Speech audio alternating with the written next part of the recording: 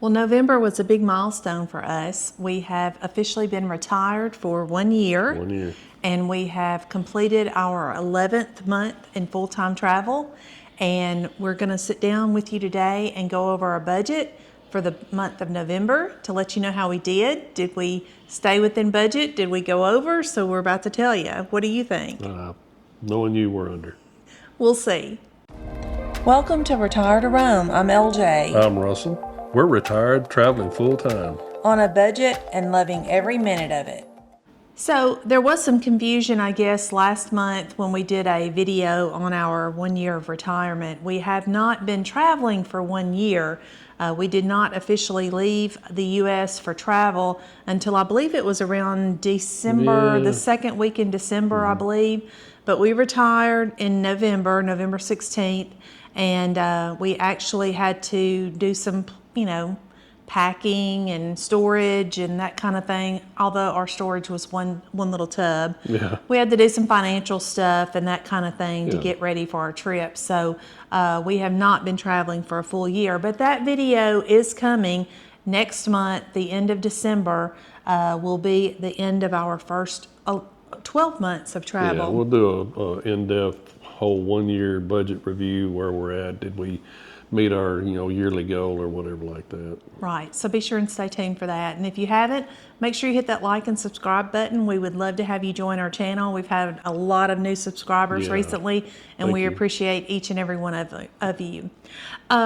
So what were some big things that we did this month before we start looking at the budget? Well, we're trying to prepare for next spring. We got a wedding to attend, some graduations, so a lot of that's probably going to be like, spending a little bit on some gifts and stuff like that. We did spend on the gifts. Of course, we've got the holidays. It is the first part of December now, and we have purchased some gifts already. Not many. We have set ourselves a budget for our son and daughter-in-law, and there's a couple. We're also preparing for some purchases that we made because we're going to Japan next month and the month of December. So yeah, this month because it's already December now. Yeah. We purchased some clothes, and you'll see that here just in a minute. But overall, I think we did pretty well. I took a small trip, a long weekend, I guess, trip with my daughter-in-law and a couple of her friends to Seoul, South Korea. And they did some things, and I did a couple of medical things while I was there, and we'll look at that in the budget as well. So let's get started. Well, Russell, you want to tell them what we spent for the full month? Looks like it was $2,977.49. Okay, so that gives us an average, daily average of $99.25. And if you don't remember, our monthly budget is $4,000. And of the 11 months so far, we've only gone over the $4,000 twice, and once was last month. Right. We really went over last month, but you can watch the videos up here where we went to Malaysia for medical tourism, so that explains a lot of that. Right. So I think we did pretty well. $2,977.49. That means that we're $1,022 and change under budget, so that's great. Again, our main goal is, of course, we're focused on month to month, but our main goal is to stay under that $48,000 per year, which would be the $4,000 a month. So in looking down at the trends, which is where it breaks it into categories, the largest trend or largest category this month is actually shopping. And Russell touched on that a moment ago. Shopping was a big thing because he and I both have had to purchase some colder climate clothes, not like parkas or anything. We didn't go out and just splurge, but where we're going next month in Japan or whatever, it's a little cooler. It's not extremely cold, but we wanted to get, some, like a pullover, some layered clothing to kind of stay warm while we're over there. Yeah, I got a small jacket and I got a couple of pairs of jeans. Russell got a pair of jeans. So it's not like we went out and bought a whole new wardrobe. That's not what happened. We bought some Christmas gifts, like I mentioned, for our son and daughter-in-law. So that went into all of that. When I was in Korea, I bought some items over there as well, like some face cream, ladies, that stuff. So far, the Korean skincare has not cured me of my old age, so I don't know, I'm still hoping on that, but I'm about a week into using their product. bought our son, one of the gifts that we bought, we spent a little over $100 for, was window tint for his vehicle, so he got that early. Yeah. And like Russell was saying, we had to do a wedding gift and the clothing and just some minor odd and end type things, just I guess hygiene products and stuff like that. So that's where the shopping came from. And in that category, we actually spent $1,198. So you can see of the budget, the almost half of it was shopping this month, 40%. So that was kind of unusual. We would have been well under the $2,000 mark, or under the much lower than what we are, the $2,977. We would have at least been probably $2,300 if we hadn't have done all the had to do the shopping. I mean, that's that time of the year, though, the holiday season. You got Thanksgiving and Christmas and all that. Right. So.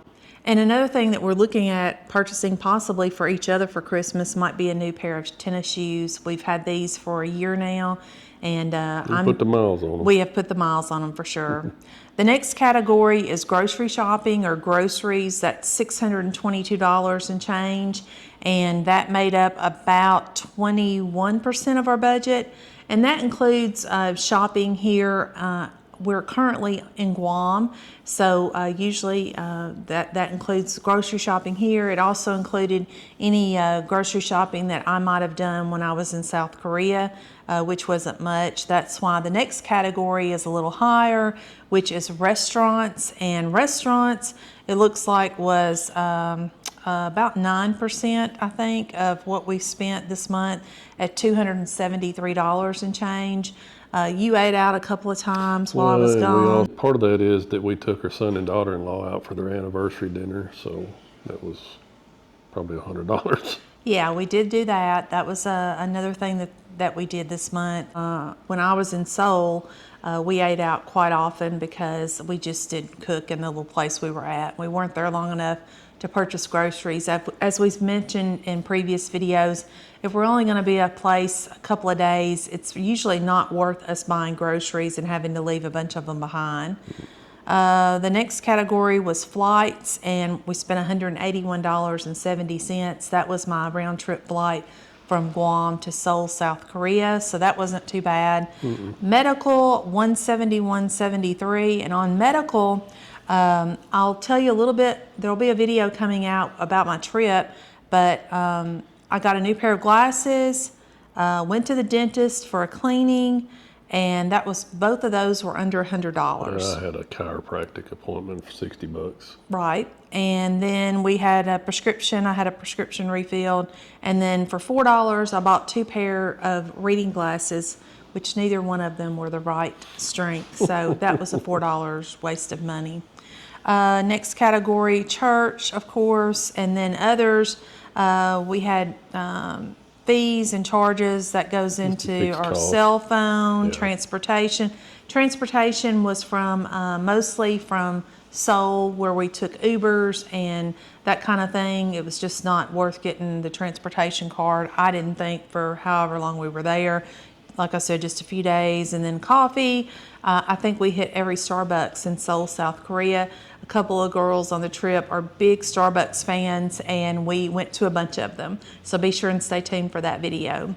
But yeah, that kind of breaks it down. I think we did pretty well for the month. For you taking a trip that wasn't a great savings because you was there for a short time, and the airfare, I thought staying under was pretty good.